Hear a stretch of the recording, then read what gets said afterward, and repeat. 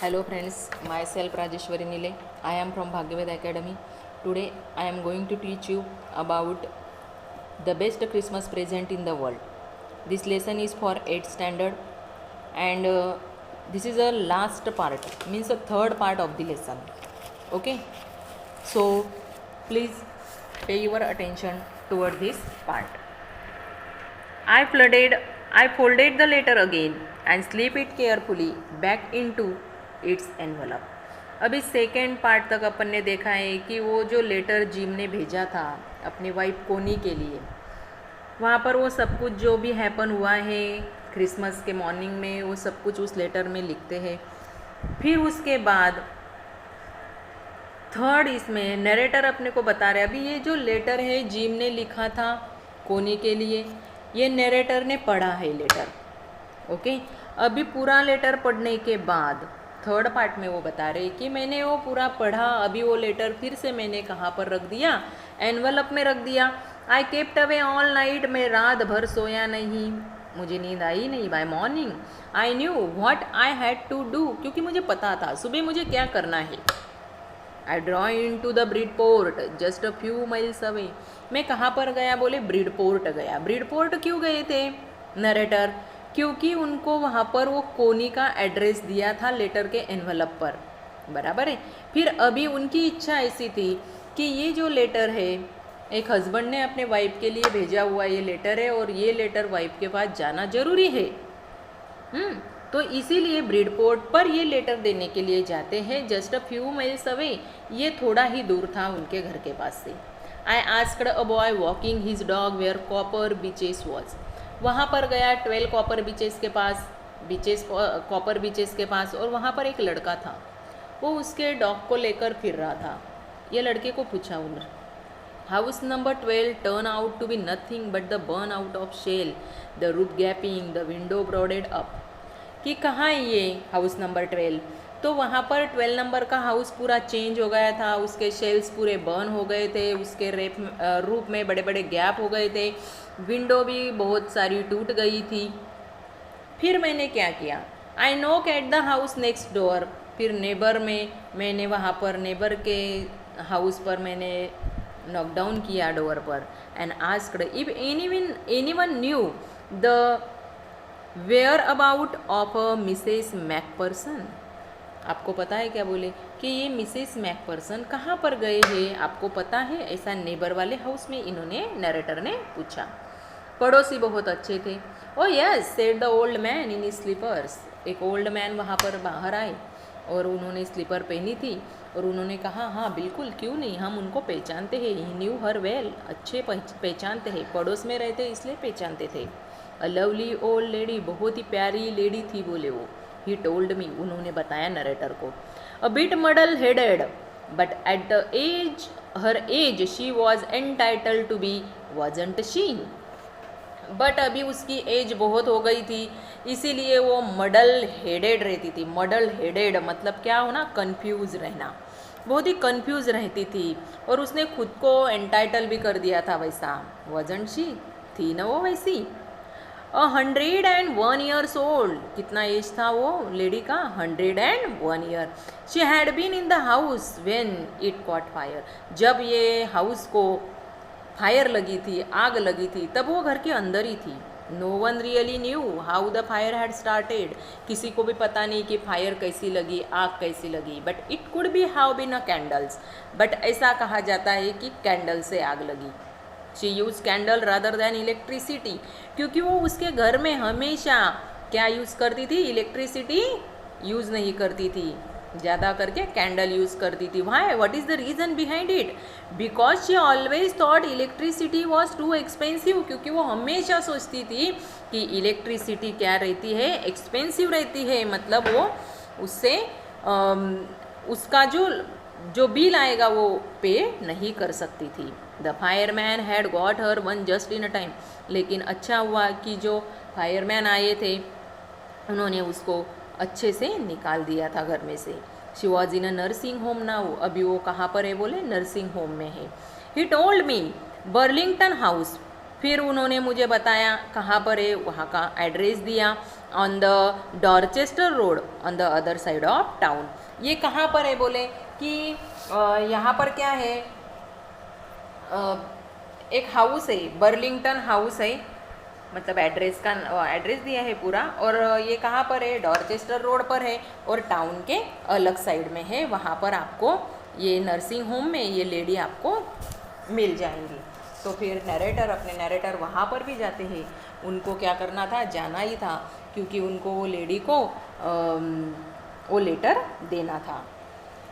फिर गए वहाँ पर। I found Burlington house nursing home easily enough. मैंने जल्दी ही बोले वो नर्सिंग हाउस क्या कर लिया, ढूंढ लिया। There were paper chain up in the hallway and lighted Christmas tree stood in the corner with a lopsided angel on top. बोले वहाँ पर मैं गया, हॉल में पेपर चेन थी, वहाँ पर क्रिसमस ट्री एक साइड में कॉर्नर में था, और उसके बाद टॉप में एक एंजल वहाँ पर दिखाई दे रहे थे। I said I was a friend come to visit Mrs McPherson to bring her a Christmas present. फिर मैंने वहाँ पर कहा कि बोले मैं मिसेस मैकपर्सन का फ्रेंड हूँ और मैं उसको क्रिसमस का प्रेजेंट देने के लिए आया हूँ। I could see through into the dining room where everyone was wearing a paper hat and singing. मैंने फिर वहाँ पर देखा कि वहाँ पर जो डाइनिंग रूम थी उनकी, वहाँ पर सभी ने वाइट कलर के पेपर हैट पहने थे, मतलब पेपर की हैट पहनी थी, और वो सिंग कर रहे थे। The matron had a hat on too. Matron के सर पर भी क्या थी, हैट थी। And seem happy enough to see me. और मैट्रॉन ने जब मुझे देखा, कोई तो भी आया है, किसी को तो भी मिलना है, तो वो बहुत खुश हो गई मुझे देखकर। She even offer me the mince pie. उन्होंने मुझे कुछ तो भी दिया, mince pie drink. She walk me along the corridor. फिर वो मेरे साथ कॉरिडोर में आई। Mrs McPherson is not in with the other.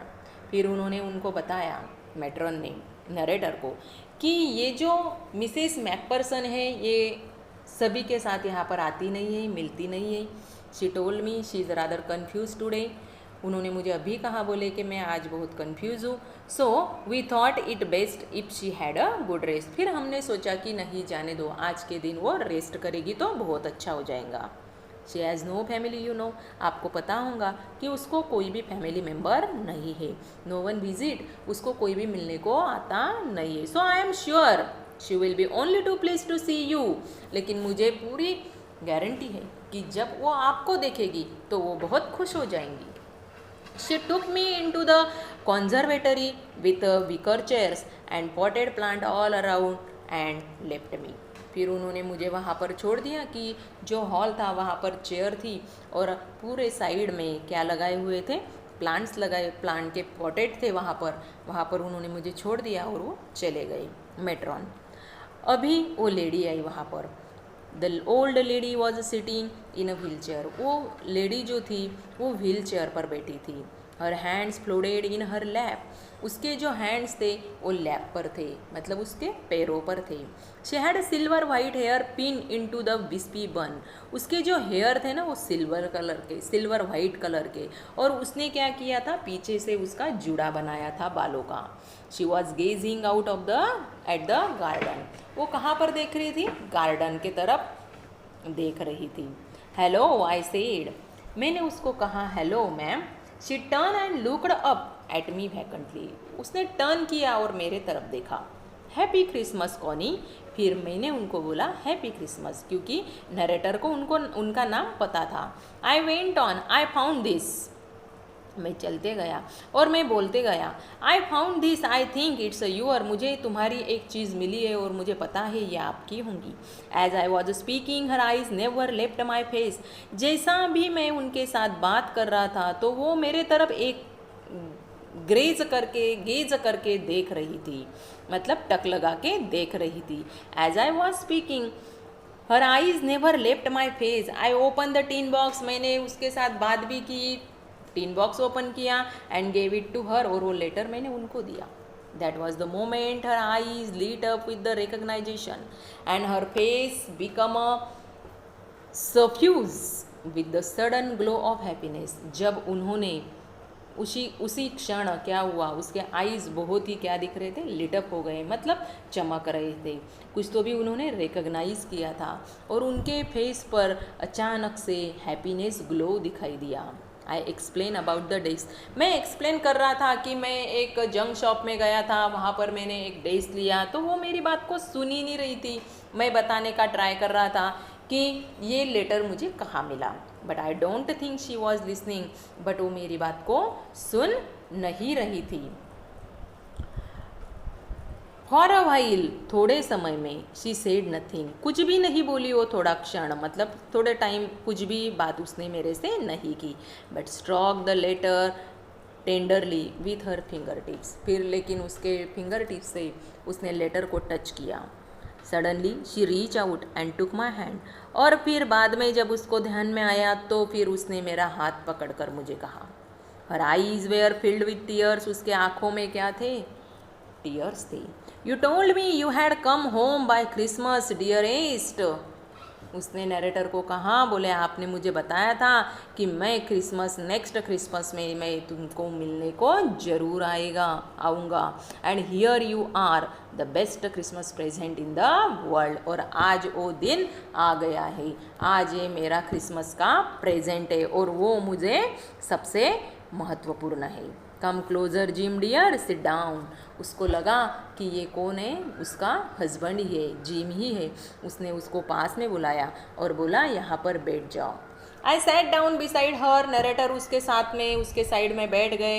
And she किस माई चीक, उसने क्या किया, मेरे गालों को किस किया।